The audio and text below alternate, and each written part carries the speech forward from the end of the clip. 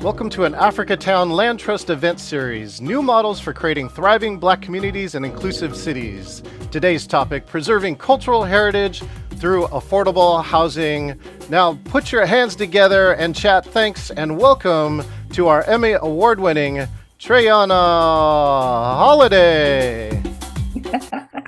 Oh, thank you so much, John. And thank all of you guys for being here, for being able to hear this amazing discussion, but also to participate. We want to make sure that this is an active conversation happening. So we're going to be hearing from our guests. And of course, we're going to also be hearing from Wyking, Garrett, President and CEO of Africatown Community Land Trust.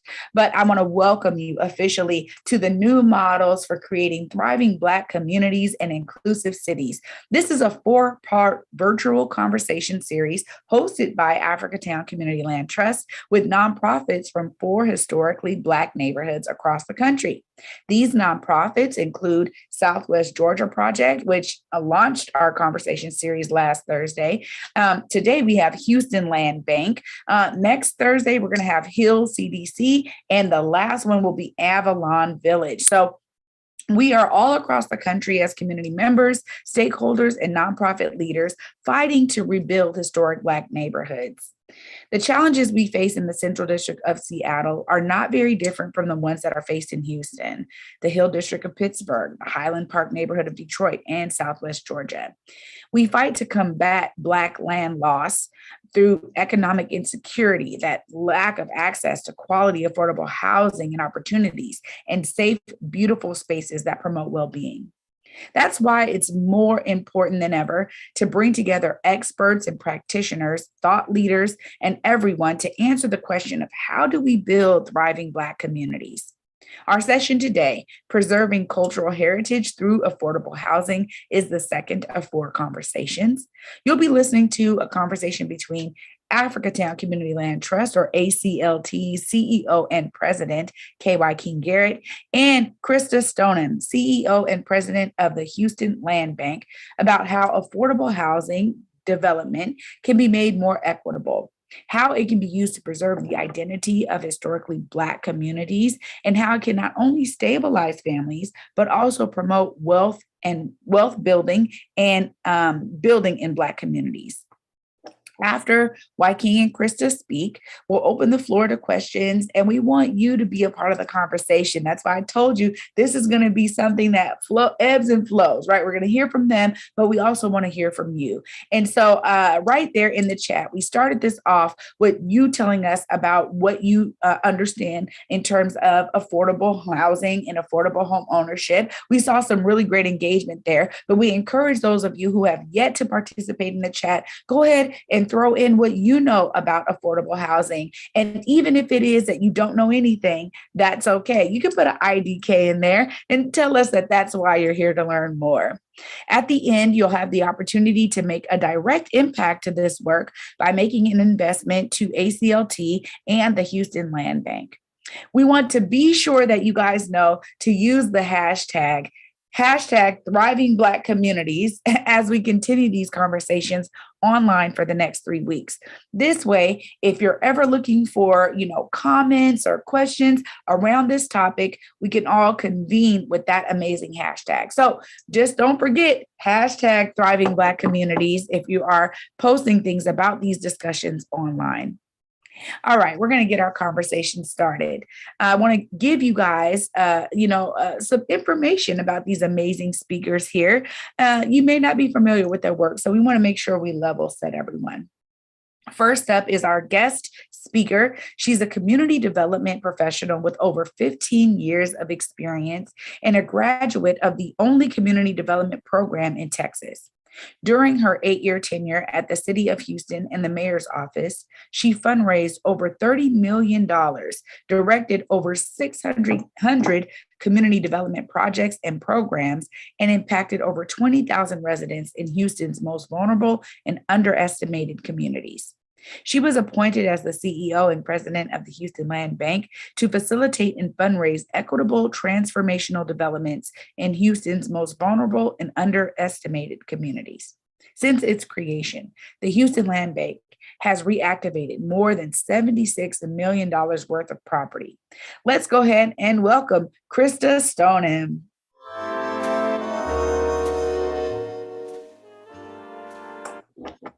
Welcome, Christa. Glad you could be with us. Thank you. Thank you all for having me. I'm so excited and grateful to be here. Absolutely. Up next, you guys may know him out here if you're from the Seattle greater metro area. Our host, he is a third generation community builder, social entrepreneur, and current president and CEO of Africatown Community Land Trust. He has been a co-catalyst for numerous ventures, including the Africatown Seattle Community Development Initiative, Liberty Bank Building, Umoja Peace Center, Hack the CD, Black Dot, Umoja Fest, Africatown Center for Education and Innovation, and King County Equity Now. Let's welcome Wyking Garrett.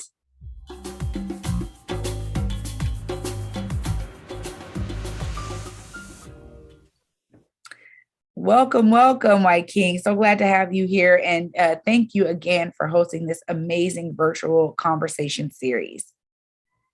Thank you for being the hostess with the mostest, Trey Holiday. Absolutely. Well, we're going to get right started right now, because I know I already have questions that I'm going to pose. So I'll wait till the question and answer period. But I want to first start off, Christa and Wyking, both of you have decades of experience in community development and community organizing. We want both of you to share a little bit about your earliest activism and education and how those experiences have informed your current work in affordable housing development. Let's go ahead and start with you, Christa. Sure. So my background's in architecture and community development. You spoke a little bit about it in my bio, but really in terms of what helped to influence me and even choosing that as a major and back when I was in school was my family history.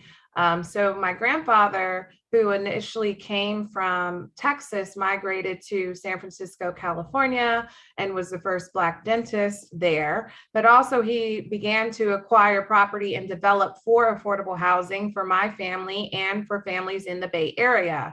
So when I kind of reflected on when I was as a child, and I used to play with floor plans, not really knowing what they were, and hearing the stories of the families that were impacted by him, that really helped to influence on how I wanted to give back to the community and be a part of inclusive solutions for all communities.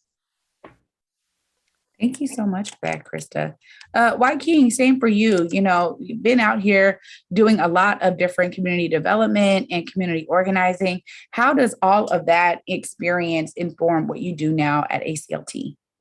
Sure. I think, it goes back to similar to Christa's story. My grandparents migrated from Alabama through Kansas in the coal mines, and then west to Seattle and Los Angeles. And my grandfather was he was the first Black electrical engineer in the Pacific Northwest, and also was a developer in the community, helped co-found Liberty Bank, which was a second Black bank west of the Mississippi, and was, involved in different ways in the community. And my father, Elmari Tahir Garrett, was really and has been just a front line in the Black liberation struggle for over 50 years in Seattle, and led the effort to establish the African American Heritage Museum and Cultural Center,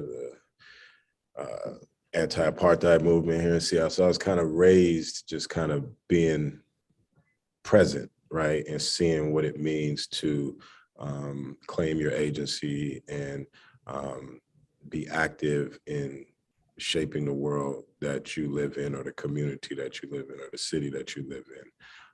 And so, again, just think about the struggle to establish the African American Museum. It actually included an occupation which became known as the longest act of civil disobedience in the U.S. And I was 8 years old. I was there as a part of that. And so just being in meetings with elected officials and so on and so forth, and community, and just really got a a clear view, right? And I don't know how I ended up here. In our blood. Did all of that, In you our know, blood. but yeah, and just really understanding the importance of institution development and, you know, to really sustain and shape and influence community. Institutions create the conditions, you know, institutions, people, businesses, culture, all need space and land to exist. So it's kind of it's kind of a little bit of backstory. Thank you so much. Thank you both. Guys, both, as you said, Christa, you know, come from this. It's in the blood. I understand that. Coming back to you, Christa, the Houston Land Bank was created in 1999 to acquire, dispose, and steward vacant, abandoned, and damaged properties. Could you speak to the history of the Houston Land Bank and how its focus has expanded to housing as a tool for transformative community change? Absolutely happy to. So it actually started off as a program that lived within the city in the Housing and Community Development Department. The city would go and acquire tax delinquent properties. They had an interlocal agreement with our taxing entity. It was between the city, the county, the school district, basically all the governmental entities that have an increment of tax on property tax. And all the properties that were on the struck off fund, you know, the ones that people were not bidding on, automatically went into this program, which was called LAURA. It stood for the Land Assemblage Redevelopment Authority. There was an assemblage that was done in order to acquire properties, mostly in the Black communities because of all the tax delinquent properties. And the program would sell the lots to builders for $1 as long as they constructed affordable housing. Over time, they piloted it with 2 neighborhoods, and over time it expanded to maybe about 15. They developed over 1,500 properties throughout the city and became very successful, and then decided in 2018 that it really needed some intentional oversight and staff in order to elevate and expand the mission. So it was reformulated into the Houston Land Bank. Now we have board members of about 13 different members that are appointed from those respective taxing entities. We have a staff of 9, and we still move forward on that same mission. Now, we don't sell lots for $1 anymore because it's just not sustainable, but we do sell the properties anywhere between 50 to 75% on with that same mission. But we also expanded the mission to include other supportive needs outside of affordable housing, such as economic development, flood resiliency, food insecurity, et cetera. So really, you know, the foundation of the program, and even after reviewing some of those preliminary bylaws and documents, talks about, you know, working with the community, empowering their neighborhood plans, and just being intentional about solutions for our neighborhoods. Oh, phenomenal. My goodness. Yeah, $1 sounds amazing. I understand how you had to upgrade. Thank you so much, Christa. Wyking, ACLT was founded in 2016 to preserve and promote Black community, businesses, and culture in the Central District and Greater Seattle region. Could you speak to the history of ACLT and how it emerged from the Africatown movement and the focus on affordable housing as a tool for transformative community change?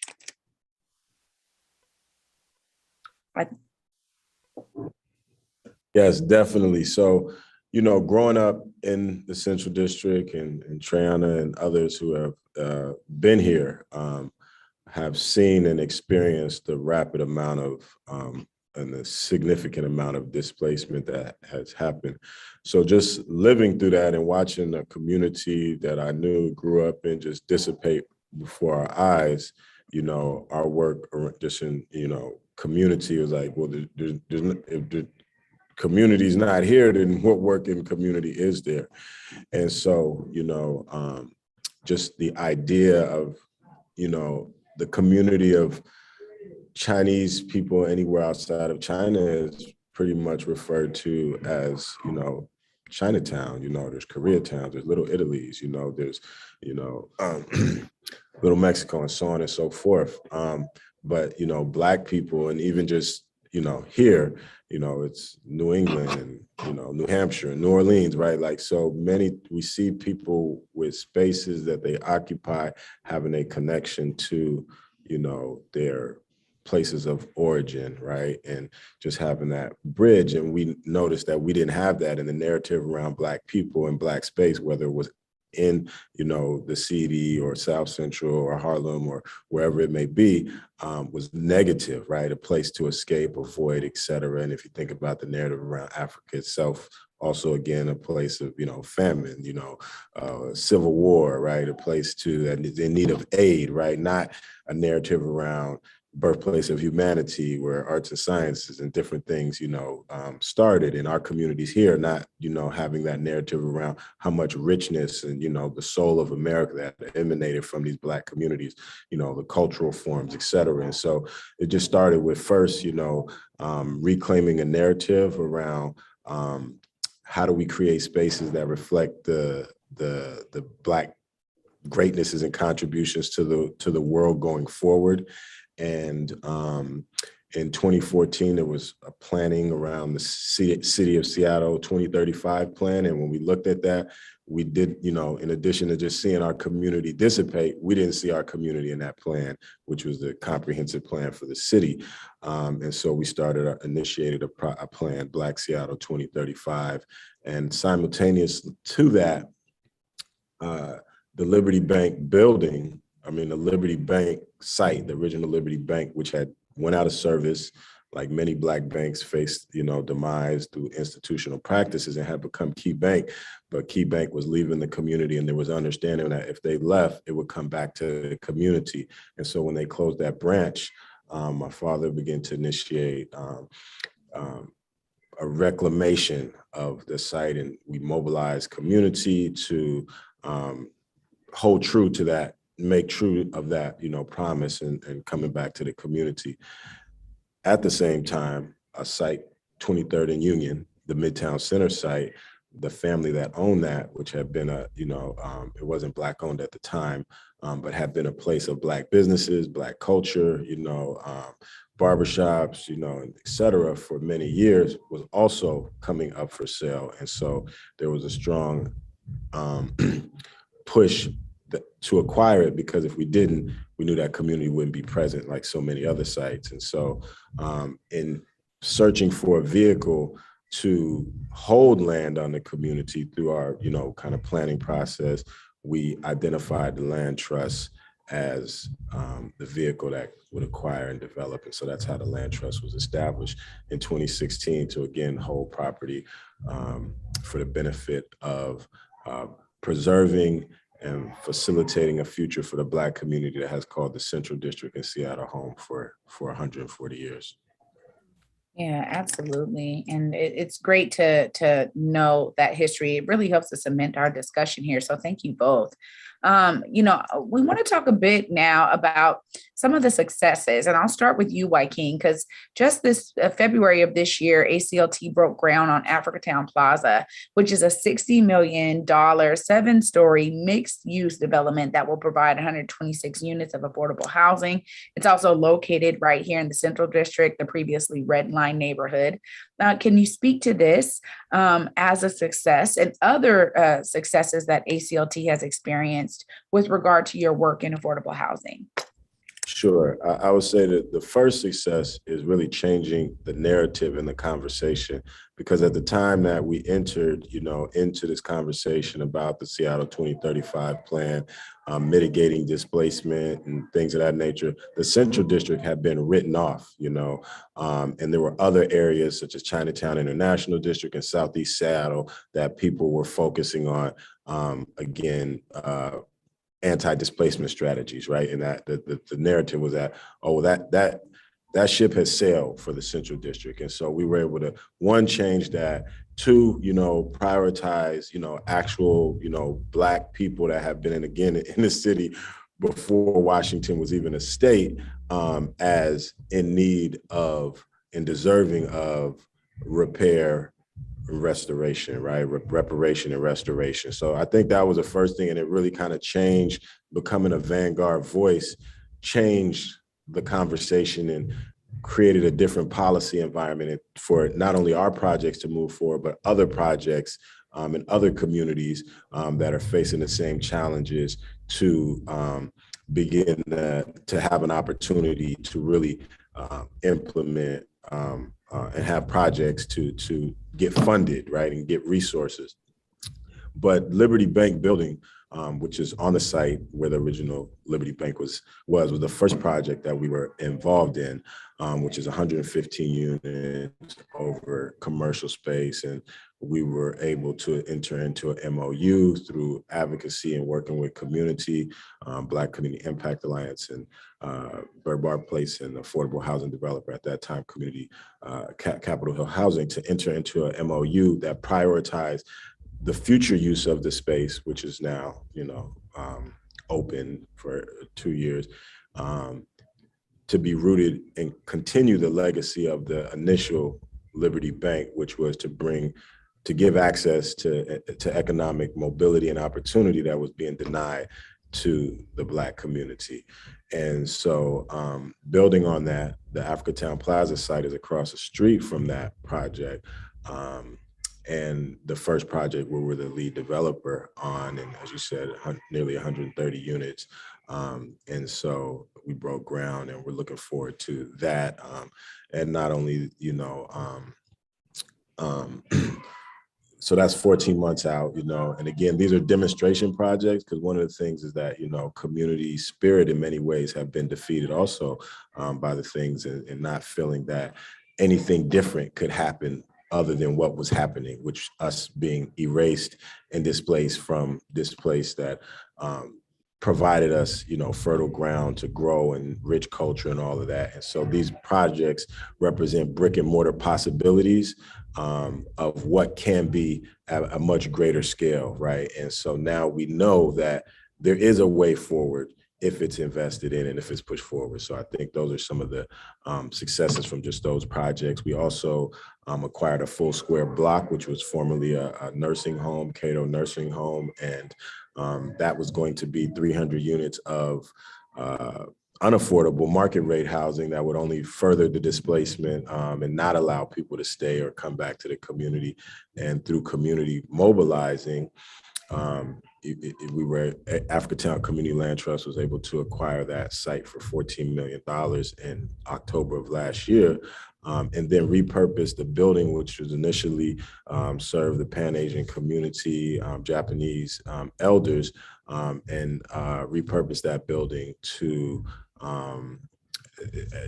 reclaim the building from that developer, and then repurpose the building in the interim pre-development stages as Banu Community Home, providing over 100 beds for focused on reducing the overrepresentation of Black men in the houseless population. And so that is open, serving community, and now planning is happening for nearly 300 units of affordable housing that will again further the mission through Liberty Bank and Africatown Housing of bringing people back or keeping people in community.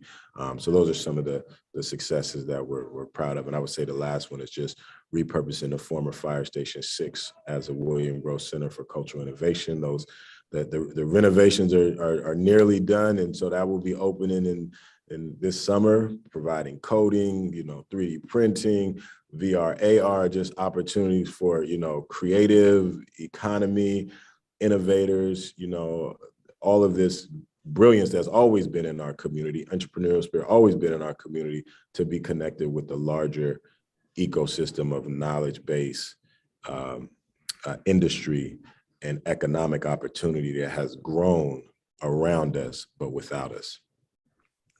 Amazing. And I'll say too, because look, I get to experience ACLT's breadth of work because I'm here in Seattle, but also just such an ambassador for the work.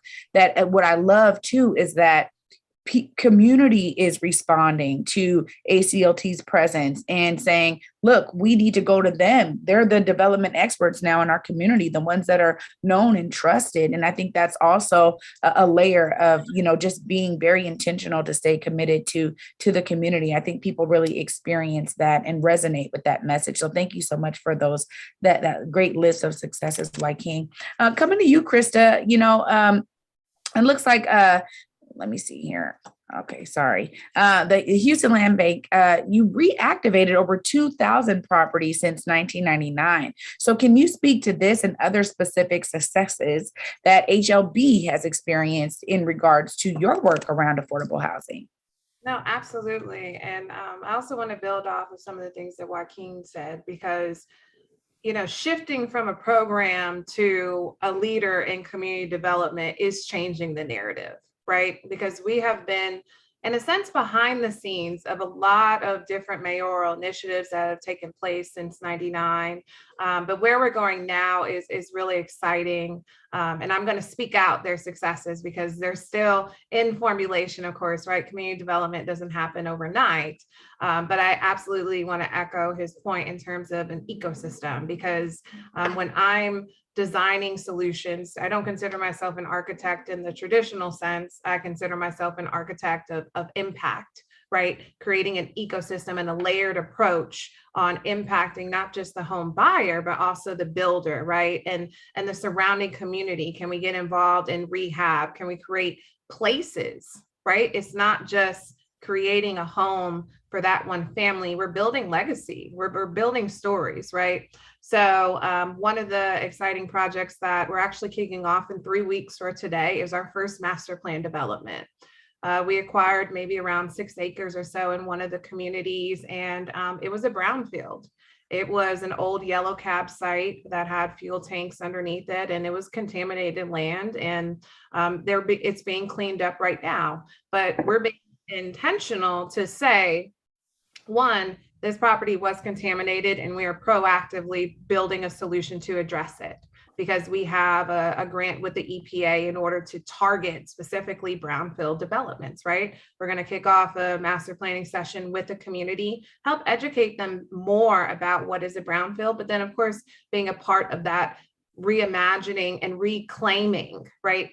Reclaiming their land, right? Because we want to be sure that they're a part of the solution, and we work with local builders in order to construct the homes that we work with, right? I'm proud to say that the majority of them are MWBE certified. They're from the neighborhoods that they're building in. They're not necessarily doing it for a profit, because there is an income cap of what they're able to sell the home for, and it can only go to an income eligible home buyer, but they're doing it because they want to be sure that they're also intentional about the solutions that are being created. So I just wanted to say, definitely, I echo his strategies and successes, and what we're building now of working with the people at every point, right? Not just the builder, not just the homeowner, not just the location, but really taking ownership, being transparent about it, and stewarding equitable solutions.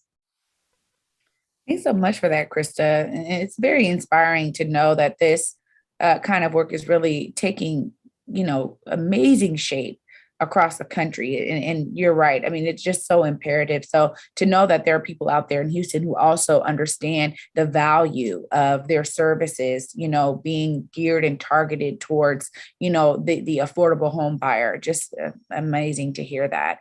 Now we're going to dive into some of the challenges that you both may experience while doing this work. And we know there could be many. So we want you to speak to the challenges you've experienced around, affordable housing and what you're doing and what you and your organization are doing to overcome those challenges. I'll come to you, Christa, for this one first. Sure.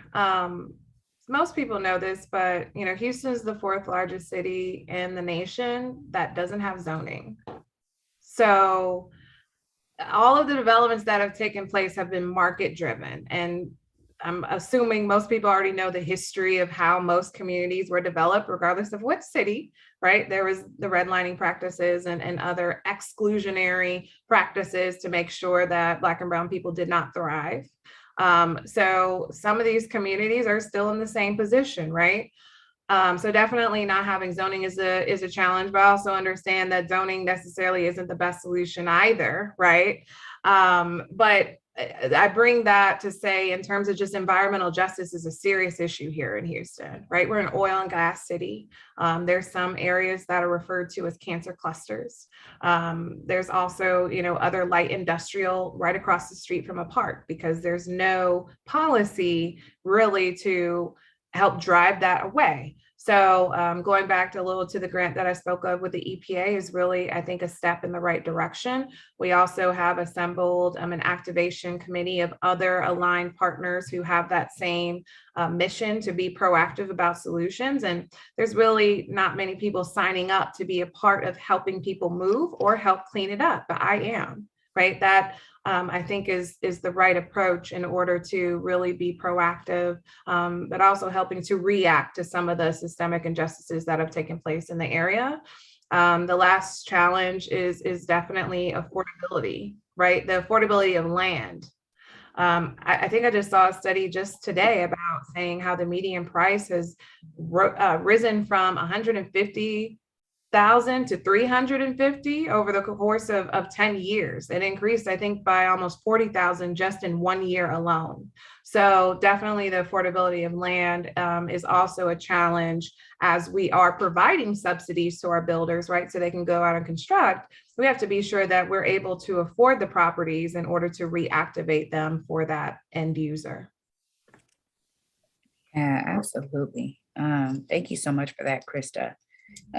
Lots of challenges overall, and you guys have already kind of spoke to some of this, but Wyking, share with us some of the challenges that you and ACLT has faced in this work regarding, being stewards of community to create those thriving Black communities right here, and focusing on the Central District of Seattle. I think, the first thing is just the status quo, right? It's the first level, right? Mindsets. I say mindsets, right? Obviously, the compounding effects of centuries of, resources being maldistributed, policies and practice being implemented to suppress our economic mobility and just general well-being. Combating that and disrupting that is a significant effort, as we know we're only continuing the work of others who have come before us and paved the way and laid the groundwork, and we're taking the baton and carrying on in the marathon or relay. But again, the mindset of the status quo is that like gentrification is just like a natural phenomenon and displacement, but really it is the product of practices, policies, choices that were made previously, right? And so really, getting people to understand that another way is possible if different choices are made, right? Another challenge is the fact that, a whole, kind of nonprofit industrial complex has developed around solving problems that are derived from the same thing that I just said, the centuries and decades of certain types of practices. And most of those resources that are, even allocated and designated to address our conditions and improve our conditions are going to other organizations on our behalf, right? So that's another challenge, that even the resources that are allocated for us are not actually coming to us per se, right? And then just the community, again, within the mindset, the community being, maybe defeated, from just the daily struggle, not necessarily informed and sophisticated in dealing with, these processes, as people are consumed with just surviving the next 30 days, making sure the rent is paid, the bills are, the lights are on, no one's, in jail, no one's been, dealing with those things. Whereas urban planning is a 30-year process, right? So the things that we're dealing with today were planned and put into motion 30 or 40 years ago, right? And so that is definitely a challenge. Obviously, access to capital continues to be that. And also just the technical expertise on certain levels in our community with the underdevelopment of, organizations or institutions that would carry this work out on our behalf. And so those are some of the challenges that we face. I mean, here in Seattle, the cost of land is huge. And so we've been working through those things, and then even meeting our goals, right? So being able to prioritize, Black community-based contractors and community-based businesses, then they face issues to, access to capital based on, again, the same wealth inequalities, that have, continued to persist and even grown, right? And so again, access to capital. So then it's like we have to come up with innovative solutions, which we have been doing to make sure that we're able to maximize the impact of these projects, not just providing, the space to the, the end user community member, but also looking at how this infusions of capital on these development projects, similar to what Christa shared, is being received and accessed by contractors and workers in the community. So it's just it's layered, right? It's one, and it's a domino effect. And so now we're trying to reverse that, and it's like one domino at a time. You got to stand back up. Yeah, absolutely. And just listening to both of you as well, it's interesting because there's always this layer of educating the community that you are serving as well, right? That can sometimes be challenging too, because historically, our communities have not participated in urban planning, design, building their community around them, being the voice for what they need in their community, and then being, integral as, a stakeholder in that building, in that institution, whatever it may be in their communities. And so I heard that from both of you, that there's also this layer of, bringing the people along with you as you're looking to serve them, which I think sometimes can be challenging too, because they're like, well, why should I care? And you're like, wait, this is why, let me tell you why you should care. Let me tell you why we exist. Thank you guys for those amazing answers.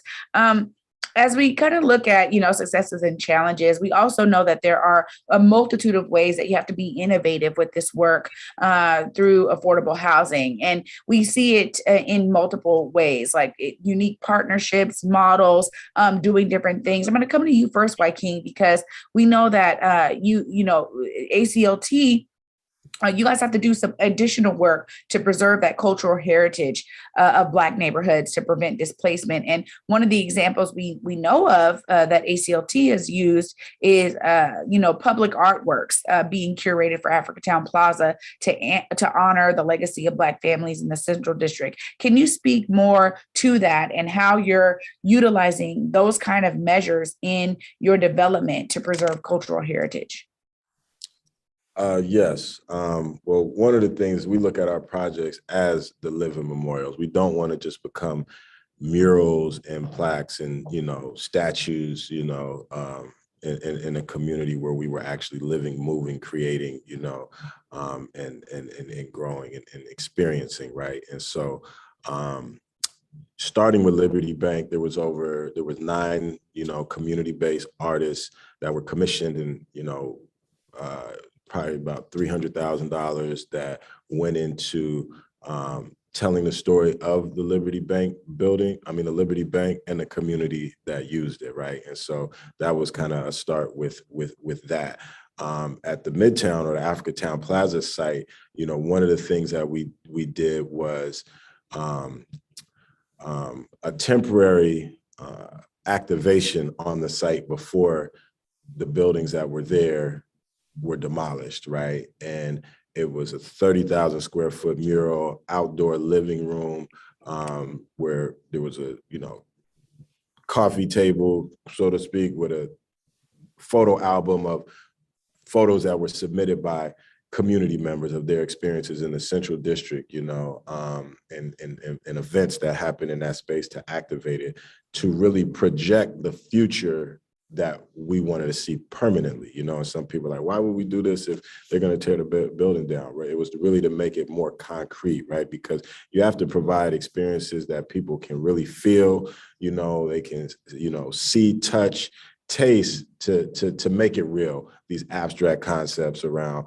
cultural preservation and things of that nature. And so now the site and the buildings that have been developed, part of the site, which is being developed or has been developed by a private market rate developer, who we entered into an MOU with around shared values of not just having, so that project, we have 20% of the site, they had 80% of the site. We were not able to raise all the capital to acquire the site. But if you go to 23rd and Union right now, you see images on the buildings. You see Black businesses have also been prioritized in that side of the space. There's a square there that, will be hosting, the same pop-up events that were there just temporarily will now be happening permanently. So making that corner again, an epicenter of Black culture as it has been for many years, culture, commerce, and now the Africatown Plaza building, we did an international art call. So there's artists from across the, from the community, across the country, and even across the world, including Africa, that submitted and will be contributing to, again, telling the story of not just the past, but also our future visions for the community. And the building itself is a statement, right? Is Afrocentric design was prioritized there. And so the building itself, I think, speaks to our unique presence and culture being celebrated in the built environment, right? And again, going beyond murals, right? And so those are some of the ways that, we will continue to build on to do that. When we think about buildings don't build community, right? And a great amount of trauma has happened to the people. People build communities, not the buildings themselves. And a great amount of trauma has been experienced with this displacement. And so Dr. Mindy Fullylove wrote a book called Root Shock that speaks to like this type of displacement and the harm, and so there's people, and many of us know people that they won't come to the community because of the experience that their, families may have had being displaced, and others come and actually move to tears, have real strong emotional reactions. And so we want to think about how do we use art, and I know this is the next session, to create, place where people can reconnect, feel safe, not a foreigner in the community where they were, grew up and things of that nature. And so we think that, we have to be very intentional about, how the space welcomes people back and allows those who have been there to also feel comfortable and connected. That's key. It's very key. Christa, coming to you on this same topic here, we're talking about preserving the culture. How do you do that at Houston Land Bank with all of these amazing development projects you all are doing? Absolutely. And once again, Wyking's points also about, partnerships, right? So Houston also has a community land trust. Shout out to Dr. Ashley Allen. And we work closely. She was formulated around the same time the Houston Land Bank was created, because we were intentionally created to work in tandem with one another. Just maybe a month ago, they just celebrated their 100th home in order to steward long-term affordability, because that land trust doesn't really get involved in the development activity. It's more of working with the home buyer, but that works perfectly for us since we work with the home builder and with the land. So definitely that is a model of how we work with communities, because the Land Trust Board has community members on it. But on the land bank side, we also recently just created a neighborhood advisory council so they can be a part of the development process of different projects that we are building. We actually wrote in our policies that the Neighborhood Advisory Council is able to vote on the projects that are constructed, so they can also have not just a voice, but a decision-making power in terms of some of the developments that are coming. Another example is us helping to reactivate some of the vacant properties owned by other public agencies. So the land bank is a government nonprofit, but we're also dually 501c3 pending, right? So having both the governmental conversations, because we can get into interlocal agreements with old abandoned schools or with the county properties or city properties, but also being able to work with the private community, whether it is financial institutions, or I would even say the architecture community, right? Because typically architecture is more of, lack of a better term, a little bit of an elite kind of style, right? Because they work with private developers, but they don't really have community engaged design. So I'm welcoming them to the table in order to use their expertise and their skill set as we're facilitating conversations with the community and helping to be that bridge in order to have a visualization component of what the community is advocating for. So those are just a couple examples of how we try to break down those barriers and bring everybody to the same table and when we're creating solutions for our communities. Yeah, thanks so much, Christa. I mean, this is really showcasing that it takes like so many people, so many entities to really do this work effectively. Thank you for speaking to that. We're coming across the hour here, and so I want to give some time for both of you to address something that you consider to be the most urgent issue facing our communities when it comes to housing. I'll start with you, Christa, here. What is one of the most urgent issues right now? I sincerely am concerned about where we are in terms of our affordability. I spoke a little bit of some of the data in terms of the land, but also the homeowners being able to stay in their homes. Another layer I didn't speak to is, Houston's a bayou city. We flood, right? I think I read something that said that we are increasingly becoming more vulnerable. We have a vulnerable system, right? Because there hasn't been enough of a proactive approach in order to deal with the constant flooding. I mean, we've been blessed to not have a major hurricane, knock on wood, right? Recently, but there's still effects of Hurricane Harvey, which happened 5 years ago, right? The COVID-19, of course. Then there was a winter storm that came out of nowhere, right? That helped to break down people's pipes, and people are still struggling in order to get back to where they were. But now with the market where it is, really just, we talked about an ecosystem and layer of impact, but there's layers of vulnerabilities that are impacting us. And we really need to have a collective impact in order to address those things. I know that I can't do everything in-house, but I definitely try to focus on bringing everybody to the table and putting our differences aside, our egos aside, our just trying to take ownership of every single thing. And let's make sure we create a streamlined process so we can concentrate on how to help Houston communities. Thank you so much for that, Christa. Wyking, what do you see as one of the most urgent issues right now with regard to affordable housing? Oh, you're on mute. Yes, I always going to continue to highlight the resources, right? The land and the access to capital to develop the land, being shifted to more community control, right? And that includes oftentimes not only, getting access to existing, kind of government pools of resources that others have been accessing on our behalf.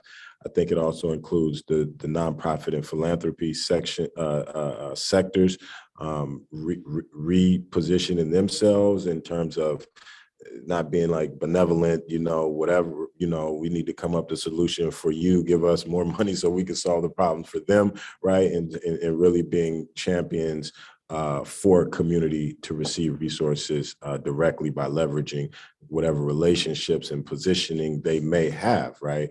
And I would also say just increasing awareness and getting community activated in terms of taking the destinies, in hand, right? And really exercising agency around what is happening. So I think continuing to educate about opportunities and collaborate to come up with solutions, because I think that the solutions are, within us and among us, not only in our community, but again, others who share values around what type of cities, and society this is going to be going forward. Like, people have to take action. Like, nothing is guaranteed, to the next generation except those things that we actually work to make, happen, right? And so I think those are a couple things. I think making sure, I would really, back to the resources,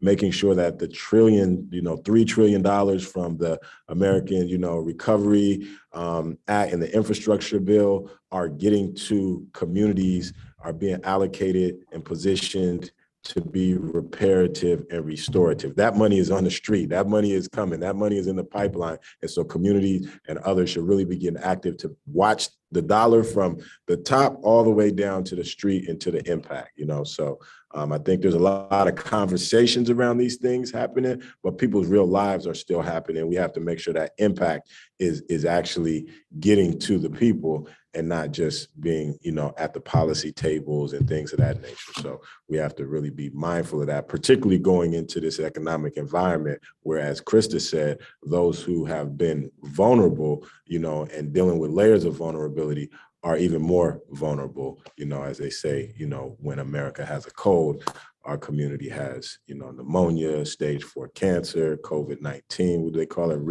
recurring morbidity, situations. And so those are my thoughts. We have to act with urgency. We have to act with urgency and intention. Yeah, it's clear too that, what we're really talking about here is that, it's interesting how similar these urgent issues are, all the way from, Seattle to Houston, right? And that's one of the big takeaways for me today, is listening to both of your answers throughout this kind of question series, is that really there's a lot of similarities here. And so I love the fact that, there is this kind of, mentality here through Africatown, really, of, acting locally, but thinking globally, right? And acting locally. And so the ideas of learning from all of these communities and being able to build relationship with folks like yourself, Christa, is so critical in this work, because there may be, differences in terms of the regions that we're serving. So there's some differences there. You were talking about flooding, right? Which we don't deal with so much here. But the idea is that there are practices in terms of solutions that you're doing that may be beneficial to us and vice versa is really exciting. So thank you guys for that question and answer period there. Go ahead. Do you want to say something, Wyking? Yeah, I just wanted to, I think it's a unique structure, the relationship between the land bank and the land trust, right? And so I really would like to hear Christa speak more to how those tools can be, again, combined in different communities, to be for greater impact, right? Because that's not something, we don't have a land bank here currently. I know other cities do, but just the pairing of the two, or the close collaboration of the two, can you speak to the power of that and how it can increase impact? Sure, absolutely. So like I spoke a little earlier, our land trust is not developed, but they do have a program called the Home Buyer Choice, where basically a home buyer can buy a property as long as it's eligible within a certain zone in order to place it into the trust. So they work with our builders, right, who knows about them in order to help refer the home buyer, because most of if not all of our homes would be eligible for the land trust, but of course it is the choice of the home buyer. But also as we're moving into the master plan space, I am allocating certain lots and homes for the trust to be sure that we're locking in the long-term affordability for the larger sites. And we're helping to be aligned together as a partner when we're constructing home ownership solutions, but also when we're fundraising, right? We've had some preliminary conversations of how we need to stand together, right? When we're letting people know of how we are building solutions for our city. The last example is a separate program that is more so administered by the city of Houston, but we do have a role in terms of helping to sell the homes. Basically, they work with their own builders and help to procure and develop the actual home, but we help to determine the sales price. And we also help to market that. And then the home buyer, once again, has the choice of whether they would like it to be conventional or into the land trust model. So we're making sure that we're coordinating in terms of our efforts of how we're building solutions for our city, but also as I'm moving into the large tract space, I'm making sure that I'm building solutions for them as well. Thank you. Great question, Wyking. Thank you so much for that. It looks like we do have some questions in the chat. Of course, for anybody who does have a question, now's a great time to put your question in the chat. We'll try to get to as many of these questions as possible. First question up here from Zoom. Thank you guys for tuning in on Zoom. How do we use affordable housing, not just to stabilize families, but to also create a step towards wealth building and upward economic mobility? I'll start with you on this one, Christa. No, so for our properties, we do have an affordability period. It's about 10 to 15 years, but definitely it is an opportunity, of course, in order to either provide a rental home or to use that equity in order to move up the ladder of your income level. But I'd also say, just in terms of some of the housing typologies that I'm encouraging us to move into, is also having an accessory dwelling unit or an ADU, in terms of having a smaller unit on the same property. So you can have an income stream for that person who's living in the home, but still have the same affordability as if it was one single family property, right? That's definitely a model that I learned from my family, speaking earlier, in terms of my grandfather, but also just, it just makes sense, right? But it also could help in terms of different generational homes, right? Because you may have your mother or your family member in order to give them their own space, but also it could be a potential generational wealth building opportunity in order to have more assets, right? But with that same price point. Thank you for that. Go ahead, Wyking. Just real quick, I'll just add, this is both a challenge and opportunity. So one of the challenges is that the majority of resources for affordable housing goes towards affordable rental, right? And so more resources to support affordable housing, such as land trust models, co-ops, things of that nature, is a challenge and an opportunity.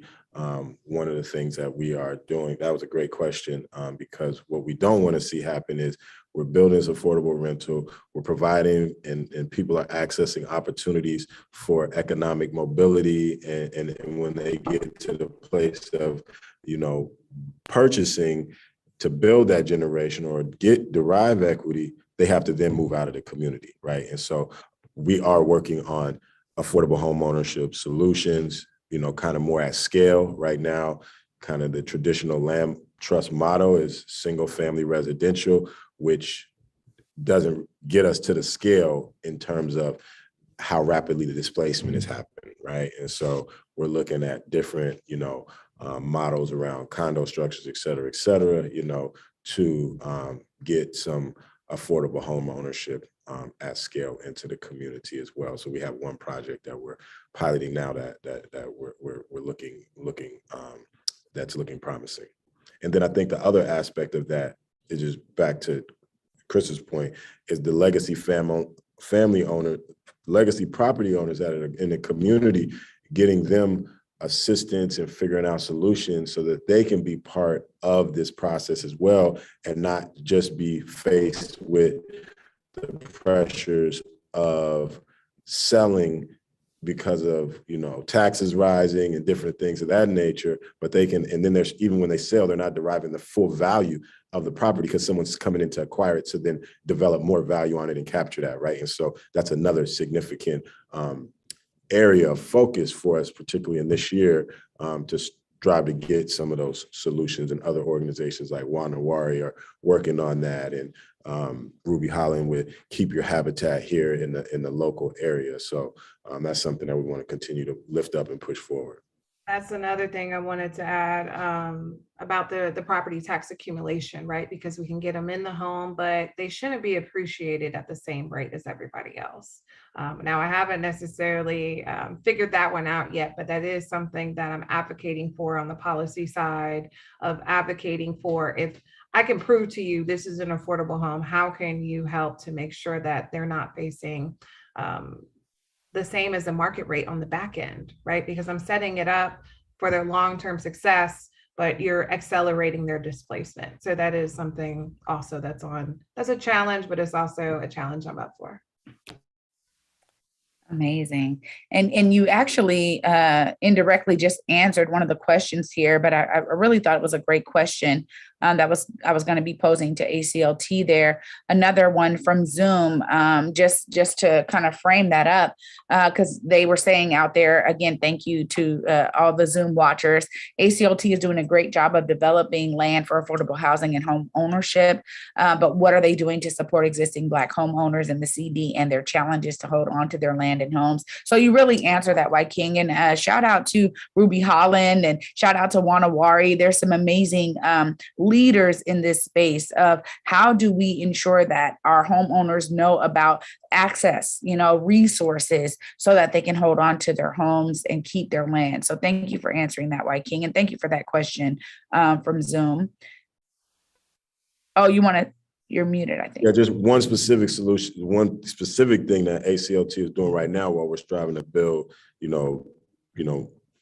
design more solutions with community around this particular issue, is that we're kind of providing a free real estate legal clinic to community members. So we're sponsoring, if someone, a lot of times just 1 hour with an experienced real estate attorney can help people understand what might be possible if they're having some challenges, just to get that initial thing. So that is something, if people have, trying to figure out what might be possible, or if they have specific challenges that could benefit from some insight, we are making that resource available, and people can reach out to Africatown Community Land Trust if they want to access that opportunity. So that's just one, small thing that is available right now, even as we move towards getting some other solutions. Other thing I wanted to add that wasn't necessarily under our leadership, but that recently passed, was the increase of our homestead exemption. I don't know if that exists out there in Seattle, but basically seniors over the age of 65. And there's also other categories where the property tax cannot exceed, I believe it's 10%, if the appreciation is a certain rate. So the appreciation rate was increased by another $100,000 in order to help save and lock in that appreciation rate over time as well. That I think that recently passed just the other day that I saw. So I think that can help. But ultimately, it's about policy, right? I think that's kind of what we're all saying is, we're going to do our part. We're going to help to provide real estate clinics and other tools. But part of that is us coming together to advocate for the policymakers, right? Because they're, as much as I want to say I can really dictate that long-term affordability, you can in the land trust model we have, but definitely if they choose to be conventional, it's a little bit more of a challenge without the policies to help. Absolutely. Policy is key to all of this. And there's a couple questions. Thank you guys. These are some amazing questions. Hopefully we're trying to get through them, but there's a couple questions here about how we define what affordable means. Shout out to Facebook live streamer December Holiday is on. It looks like, other folks are also wondering, what does affordable mean? Who defines what affordable is? So maybe Wyking, you can speak to that for folks that are asking locally. Christa, you may be able to speak to that in terms of how you guys define affordability. Yeah, I mean, naturally, affordability is based on what a person can afford, right? But the federal government defines affordability at different levels, often based on the area median income, right? So whatever the area median income, you have 80%, 60%, 50%, which is considered low income, and then very low income is 30% and under. And so there's different types. So I agree that's very important to ask that question, because we've seen projects or apartments, units marketed as affordable, and they're at 80%, but the Black area average median income in Seattle is at 50,000, which is half of the white median income in Seattle, right? So that 80% is definitely not affordable to that person. Our units are 60%, have been 60% and down. The Africatown Plaza project has also 50s. I think there's some 30s there. And one of the things that we also did with the Africatown Plaza was respond to community need and voice around more family-sized units, right? So 2 bedrooms and 3 bedrooms. But the way the financing currently is, it really incentivizes studios in 1 bedroom. So we had to be innovative. We had to stretch, because there's no more additional resources for more bedrooms. There's only resources per unit, right? So that right there disincentivizes majority of developers from doing those units. But, we and some others are really prioritize community need, and figure out another way to address the financing aspects of that. So I think that was a great question around affordability, and we have to think about inequity in income too when we talk about affordability. So, Christa, is there anything you want to add to that? I have to say, I'm trying not to preach as well, but no, definitely, it's affordable for who? That's always like the first question I have, because they're different price points. There's different situations that people are in, and yes, the government has their formula of what HUD defines in terms of the AMI. We serve 120% and below. The CLT in Houston is 80% and below. But I'm also interested in helping people maybe about 150%, because there's this missing gap of people who are in the workforce. They're probably entry level, some kind of emerging professional, but you can't afford to find a home either.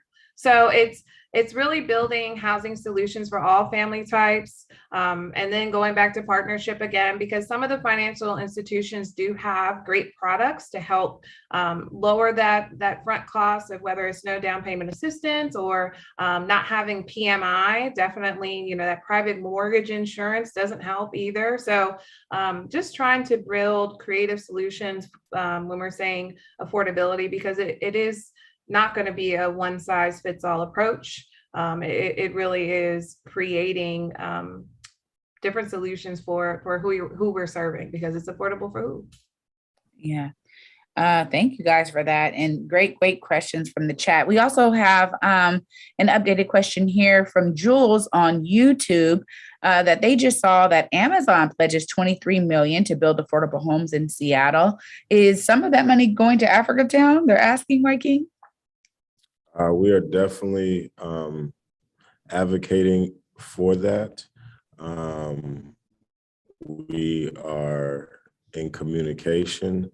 We are participating in Housing Equity Accelerator for emerging developers in the Black community, which is through LISC, the local LISC chapter, which is connected with Amazon. But I think there is an opportunity for Amazon and some of the other corporations that have, significantly contributed to the displacement to take a much bolder role in terms of their investments to mitigate the displacements. And so we're continuing to advance that conversation around the role that, again, they can play in supporting the preservation and facilitating our community to be able to grow and thrive in place and be a part of the future of Seattle. A lot of that, and Microsoft had a similar program that I think primarily targeted the East Side and the housing that Christa is speaking to, right? What they call the missing middle income, right? Which still misses a lot of our community members, you know, when we look at the fact that we haven't been included in the economic growth equitably. And so our incomes are not at that level of the missing middle in many ways. So yes, we are advancing proposals to particularly around the home ownership aspect, actually, and specifically around getting relief and solutions, developing solutions for the legacy property owners.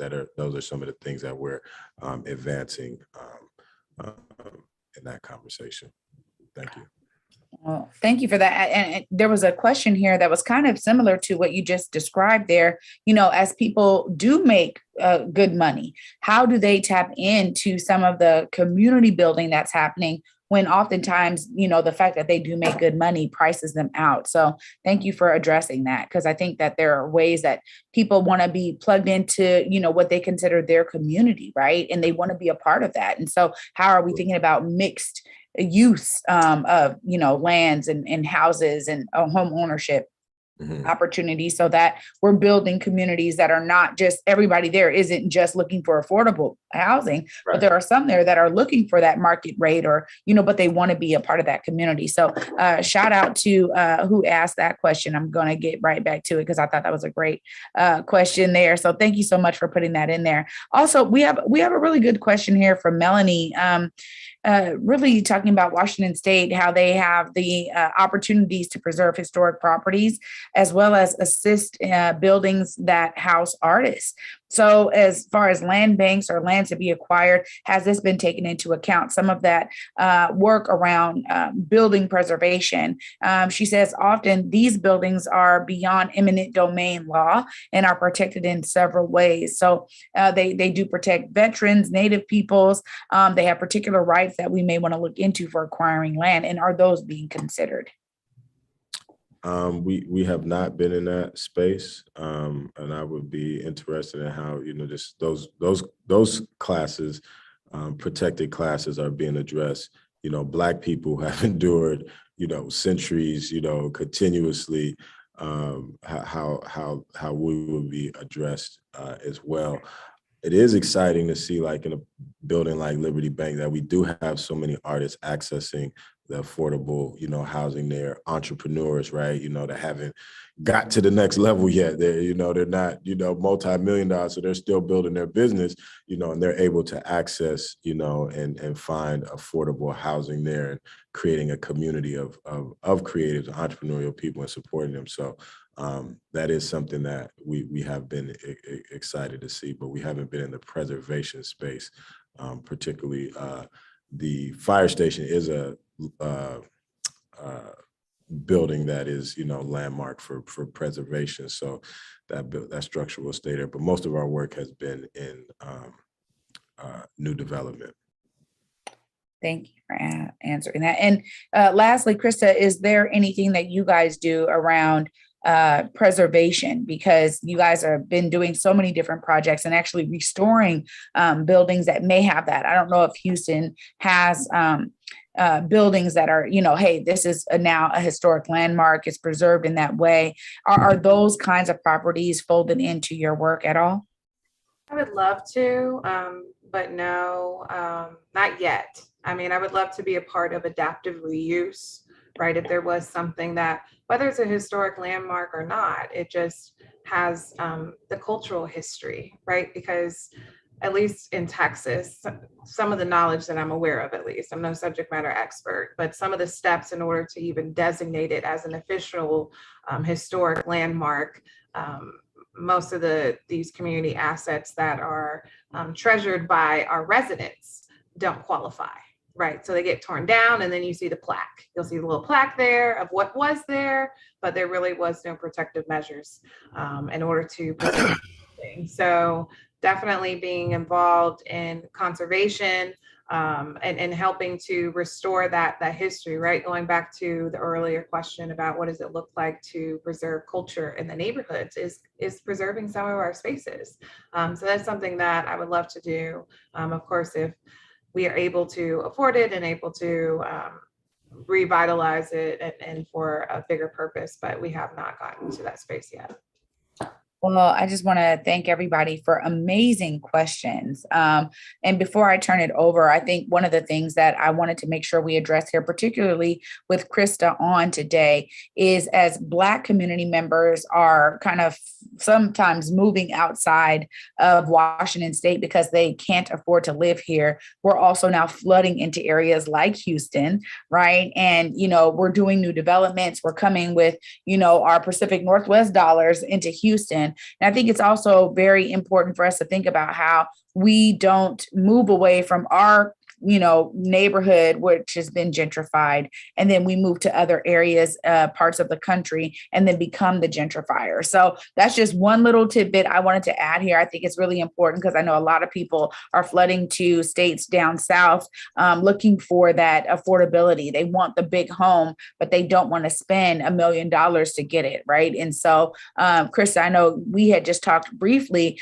about how that is also creating some levels of inaffordability for those are in Houston who are looking to buy homes and purchase homes. So I just wanted to make that note here. I think it's really important for us to uplift that. And thank you both, Christa and Wyking. What an amazing conversation in this series. Really appreciate all of the amazing questions from folks out there in the audience. You guys are really paying attention and it allowed the conversation to go to another level. So I want to thank all of you for participating in this discussion. We hope that it was not only informative, but that it inspired you to help build spaces of equity in your communities. And now you're going to hear from ACLT Board Member Vice Chair Jacqueline Armstrong, or as I call her, Auntie Jackie, about how you can make an impact to help push this work forward. Thank you so much, Trey. Hey, y'all, this is Jacqueline, and I'm so happy to be here to participate in the conversation. Wow, I didn't know about Houston Land Bank, but Sister Christa, you're doing it, and I appreciate it. I didn't know about the cancer cluster and all of the issues that you've been working with in Houston, but girl, you are doing it and you are leading the way, and we are joining you in the solutions. I am always happy to hear KY King Garrett. He's inspirational. He hits it right on the head on what we need to be doing to preserve our communities. I just want to share just a snippet of my personal connection to the Central District, Seattle's historical district neighborhood. My journey started in 1947 when my parents, like most people, arrived from the South to escape Jim Crow. And when they arrived in 1947, my daddy had a third grade education, but he was able, with my mom, moved in with my aunt, her older sister, and they put their money together. It was a baton race, just like Wyking talks about. We're still in that baton race, passing the baton back and forth, struggling for the land. But my parents were able to maintain, after being in Seattle for 6 months, like Christa and Wyking's grandfather. My grandfather arrived in Seattle on the train with a satchel with $500 and a gun. Apparently, the railways weren't checking firearms back in the 1940s, but my grandfather showed up. He had that $500. They put a deposit on the home that I still live in. That was almost 75 years ago. My parents were not educated. They were not rich, but I still live in the same house that they, every day, the baton race. My mama was coming out the door and my daddy was coming in the door. My mom got a job at Boeing, so they had some resources. She worked overtime, which was great because on Saturdays, my daddy made the best pancakes. But trust me, y'all, it was a struggle. I remember being in the thriving community back in the 50s. I remember going to Black-owned restaurants, the Eats, Home of Good Barbecue, Dirty Brothers, Helen's Diner, Thompson's Point of View. I was so proud to go to a Black-owned pharmacy, a drugstore where the Black man behind the counter was filling the prescriptions.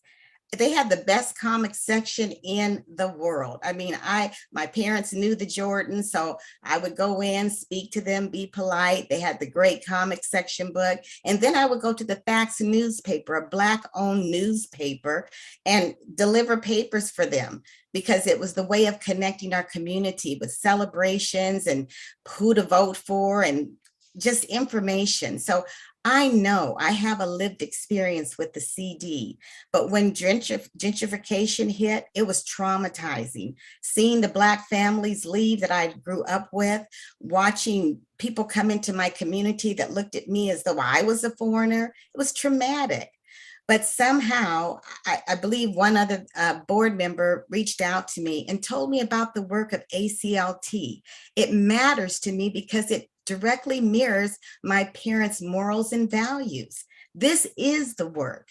This is the work that is urgent and is necessary. When you're really ill, they send you to urgent care because there's something serious that needs to be taken care of. This is an urgent matter where you need to really understand the importance of putting your money into this work that Christa and Wyking are talking about. And so now I'm going to ask you if you could please think about donating, and whether it's big or small. Look at the screen behind me. Now's the time to take immediate action to support this work of these two organizations that we've heard so much about in this past hour and a half, and how we're working to ensure long-term affordability and quality housing for Black residents. So as a part of our hashtag Thriving Black Communities campaign, our goal is to raise $100,000 to support our affordable housing development work. Embrace your power now and advance the work and the initiatives that Wyking and Christa have discussed. You can look at the screen. Your contribution, small or large, will help us push towards the Black Seattle and Houston. Reimagine that. It can happen, y'all. But when people say, oh, that's $1 million question, that's because it takes money to come up with the solutions. So I don't know about you, y'all, but I'm going to continue to push. You can give now by going to the ACLT donation page. The Houston Land Bank is not currently accepting donations, but you can visit their website to keep up to date on their work. Links are in the chat and they're also on the slide behind me.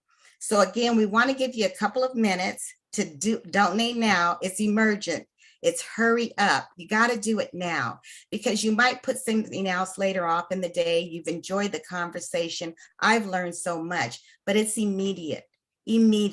So I ask you to just take a few minutes, go to the chat, and look at the donation page so you can donate. I was talking to my husband the other day about our financial year-end goals. And I said, you know, baby, we might want to discontinue donating and going through Gerber Plan for our granddaughter, because I don't believe Gerber Plan is going to help the next generation. What I am going to donate to is ACLT. I believe ACLT and the work we're doing is going to help not only my granddaughter, but the next generation. Think about it. This is urgent and the time is now. I thank you so much for partnering with us. I thank Christa and Wyking for all of the work you've done. And I'm so proud that we are standing on the shoulders of people that have struggled hard. They lost their lives. They struggled for the land. But y'all, it's a new day and I'm down for it. So please donate now. Thank you, Trayana. Oh, amazing. Auntie Jackie, thank you so much for rooting us in your history and for bringing your lived experience to bear in that ask for donations, but also it's a way to connect. Somebody earlier asked, what volunteer opportunities does ACLT have? You can find more on their website at africatownlandtrust.org. We want people to be connected and plugged into this work. Thank you so much, Ms. Jacqueline Armstrong, for that amazing ask. We appreciate you so much. You're and welcome. of course, this wraps up our program, you all. We want to thank you all for joining us. We hope that these conversations have inspired each and every one of you. We also hope you can leave here with at least one tool that you can use to affect change wherever you are. We have 2 more of these exciting discussions with 2 other nonprofit leaders and Wyking. So come on and join us on June 30th and July 7th at the same time as we delve into using Black entrepreneurship and arts and culture as tools for social change. You can register for these sessions right now at africatownlandtrust.org, or you can click on the Eventbrite link in the chat. We're also going to continue to learn from each other's successes, share challenges, build collective impact, and raise funds to support our ongoing efforts. We can't wait for you to join our next conversation. Thank you guys so much for being with us today. And thank you again to Wyking, Garrett, and to Christa. We appreciate so much of you coming in and sharing your experience in Houston. And of course, Wyking, we appreciate all the efforts you're leading here throughout the Pacific Northwest. Thank you both. Thanks so everyone. much. It looks like we have people on here all the way from Virgin Islands as well. So that's exciting, the message is getting out and we can get connected. So thank you, Trey, for being a wonderful host as you always are. And I want to just let people know they can see Trey Holiday, The Day with Trey, every day or Monday through Friday on Converge, right? So she's giving us the news. She's letting us know what's going on in the community. And we appreciate you. And definitely, Christa, thank you for joining us all the way from the big state, the state where they do everything big, because we striving to do it bigger here too. Thank you so much, Wyking. Thanks, everyone.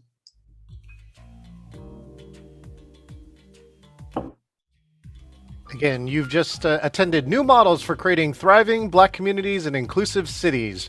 Make sure and register for the next 2 programs coming up. We thank you.